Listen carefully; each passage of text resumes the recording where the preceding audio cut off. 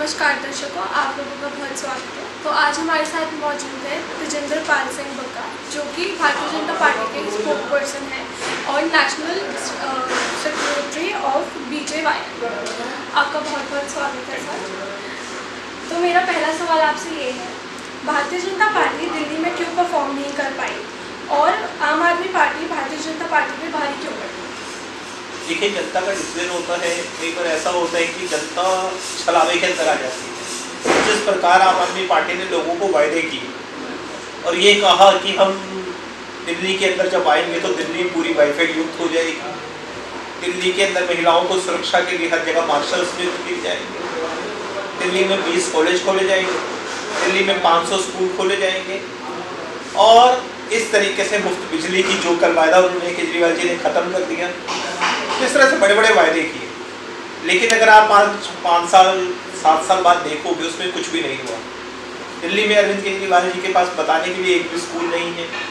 जो मोहल्ला क्लिनिक बनाए थे वो बंद होने की कगार पर हैं और कई मोहल्ला क्लिनिक जो चालू है उसमें अगर आपने वीडियो देखे होंगे गाय और भैंसें चल रही है। कोविड के अंदर हमने देखा कि सारे ही मोहल्ला क्लिनिक बंद हो गए थे। तो इस प्रकार से बड़े बड़े झूठे वायदे करके उन्होंने सरकार लाई, लेकिन आज आप देख रहे हैं किस तरीके से आज वो सरकार फेल हो चुकी है। लेकिन दिल्ली के अंदर अरविंद केजरीवाल जी के पास एक बहाना था कि जो भी गलत होता था वो प्रधानमंत्री मोदी जी के ऊपर डाल देते थे। लेकिन अगर हमने यही चीज़ अपने पंजाब के अंदर देखी, दिल्ली के अंदर कुछ भी गलत होता था लॉ एंड ऑर्डर ये कहते थे केंद्र सरकार के पास।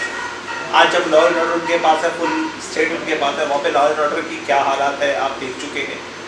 ड्रग्स के कारण रोज वहाँ पे 4 लोगों की मौत हो रही है और जिस प्रकार से सिद्धू मूसेवाला और अन्य जो फेमस सेलिब्रिटीज़ या जो खिलाड़ी थे जो नेशनल लेवल पे भारत को जिन्होंने रिप्रेजेंट किया उनकी हत्या हुई, आपने देखा होगा किस प्रकार से वहाँ एक बिल्कुल ही हालात ऐसे बिगड़ चुके हैं। मुझे लगता है काट की हांडी बार बार नहीं चढ़ती है। जनता ने एक नई पार्टी समझ के उनको मौका दिया, लेकिन आज मुझे लगता है कि जनता पछता है। और क्या आपको लगता है कि दोनों पार्टीज के बीच में एक हेल्दी ऑपोजिशन होना चाहिए? भारतीय जनता पार्टी हमेशा हेल्दी ऑपोजिशन का काम करती है और जहाँ भी भारतीय जनता पार्टी विपक्ष के अंदर है वो यही प्रयास करती है। लेकिन इस सरकार का कार्य है कि अगर आप ऑपोजिशन से सहयोग चाहते हैं तो आपको भी ऑपोजिशन को साथ लेके चलना चाहिए।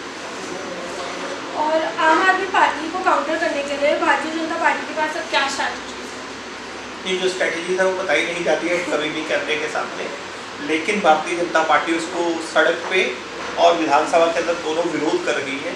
और जिस प्रकार से आपने देखा कि पिछले कुछ समय से जैसे भ्रष्टाचार के अंदर उनके एक मंत्री जेल के अंदर है, दूसरे मंत्री जेल में जाने वाले हैं, जिस प्रकार से दिल्ली के अंदर करोड़ों का शराब के अंदर घोटाला हुआ, जिस तरीके से बसों के अंदर खरीदने में घोटाला हुआ, जिस तरीके से जो सत्येंद्र जैन जो हवाला के अंदर जेल में है, तो जो पार्टी भ्रष्टाचार के खिलाफ बनके लोकपाल का नाम लेके आ जाई थी आज उस लोकपाल को भूल चुकी है।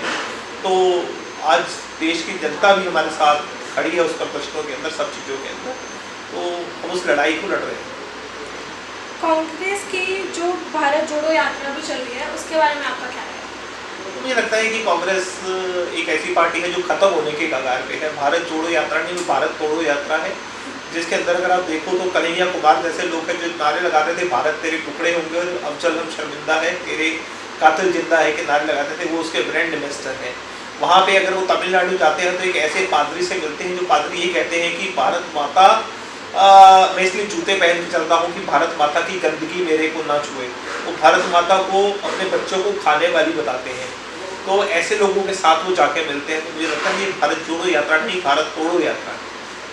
तो क्या आपको लगता है फिर 2024 के इलेक्शन में भारतीय जनता पार्टी इस बार फिर से दिल्ली में आएगी? दिल्ली में नहीं, देश में आएगी भारतीय जनता पार्टी और निश्चित रूप से आएगी और पहले से ज़्यादा सीटों के साथ नरेंद्र मोदी जी फिर से प्रधानमंत्री।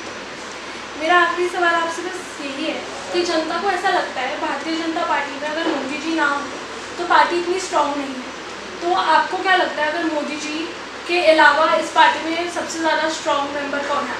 भारतीय जनता पार्टी के सभी नेता स्ट्रांग है और सभी को अगर आप देखोगे तो सभी अपने अपने जो उसके अंदर है काम कर रहे हैं। चाहे आप पीयूष गोयल जी को देखो, नितिन गडकरी जी को देखो, स्मृति ईरानी जी को देखो, निर्मला सीतारमण जी को देखो और हमारे अन्य मंत्री हैं जो भी हर सबको अलग अलग इस विषय में काम कर रहे हैं। हमारे जो मंत्री हैं जहाँ जहाँ जल नहीं पहुँचा था वहाँ जल पहुँचाने का काम कर रहे हैं, जहाँ बिजली नहीं पहुँची थी 70 साल बाद आज़ादी के बाद वहाँ बिजली पहुँचाने का काम कर रहे हैं।